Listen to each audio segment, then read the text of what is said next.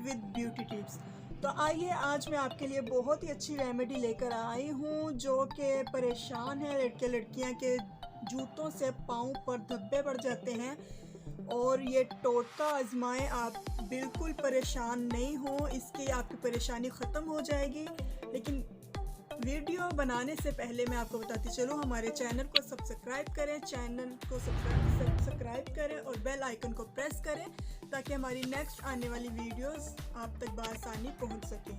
तो सबसे पहले जो ज़रूरत है वो है हमें ग्लिसरीन की और लीमू की, सिर्फ ये दो चीज़ों की ज़रूरत है। तो आइए अब हम चलते हैं वीडियो की तरफ। हमें लेनी होगी ग्लिसरीन 1 चम्मच,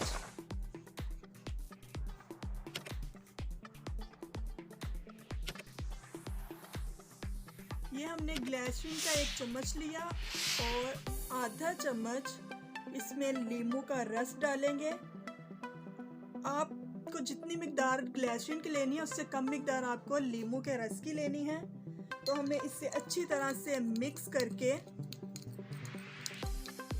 इसको अच्छी तरह से मिक्स कर लें और एक शीशी में रख लें। रोज़ाना इस मिक्सचर से पाँव के धब्बों पर मालिश करें, बाद में पाँव धो लें। चंद दिनों में आपके पाँव साफ़ सुथरे और क्लीन हो जाएंगे।